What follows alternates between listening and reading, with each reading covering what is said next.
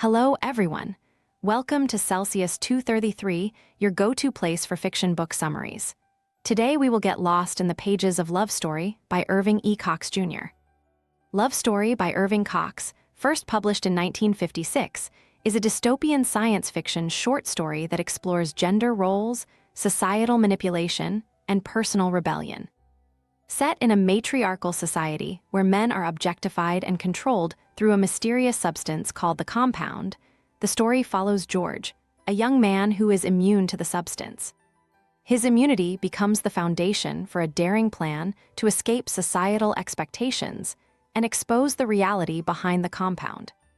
Plot summary: George's life was shaped by a rigid matriarchal system that treated men as commodities, molded for one purpose: marriage.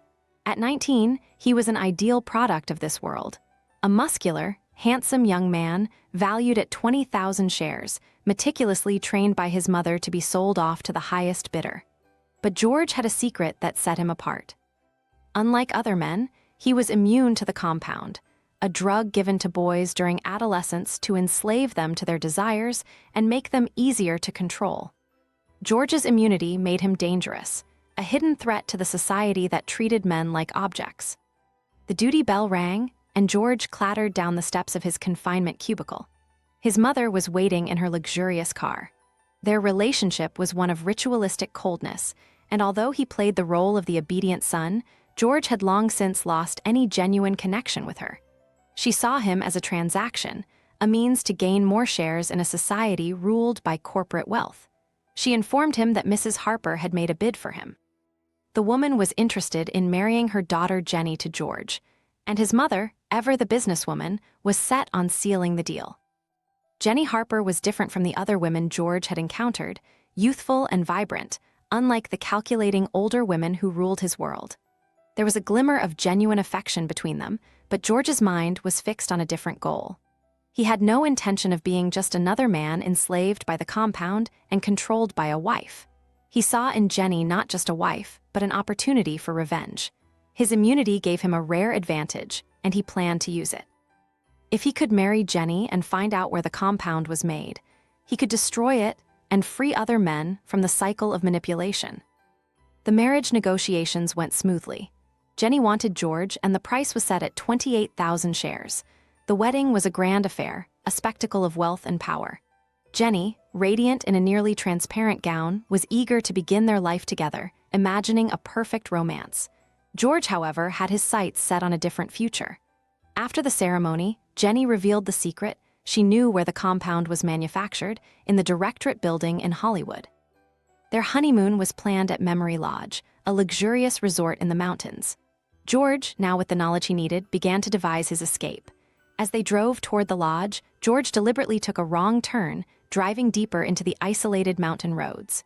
Jenny, lost in her romantic fantasies, didn't notice at first, but as the roads became rougher and more remote, she began to realize something was wrong. George finally stopped the car in a clearing and confronted her. He needed the information she had, but Jenny, still caught up in her idealized vision of their love, didn't fully understand his intentions. She confessed her love for him, believing that her devotion would be enough to bind them together. George, however, was unmoved. He pressed her for the truth, demanding to know the location of the compound's production. Jenny, in her desperation to keep him, finally told him. The compound was made in a hidden part of the Directorate building, a place where only the highest-ranking women had access. Satisfied, George was ready to leave, but Jenny wasn't about to let him go so easily. While he had been gathering firewood, she had sabotaged the car, removing the distributor cap. Furious, George confronted her, but even after his violent outburst, she remained loyal, proclaiming her love despite the abuse. Her devotion unsettled George. He hadn't expected her to cling to him after such treatment. He retrieved the distributor cap and left her unconscious by the fire, leaving her with a map that would guide her back to civilization. By dawn, George reached the outskirts of Hollywood. He needed a disguise to enter the Directorate building, which was off-limits to men. In a residential neighborhood, he broke into the home of an unmarried woman and stole her dress, leaving her unconscious in the process. Cloaked in the oversized garment and a wide-brimmed hat, George made his way into the Directorate, blending in among the crowds of women. Inside, he explored room after room filled with cosmetics, household gadgets, and displays of wealth, symbols of the society that had subjugated men for so long. There was no sign of the compound. Growing more desperate, George descended into the basement, where he finally found what he thought was the heart of the operation, machines filling bottles with the infamous compound.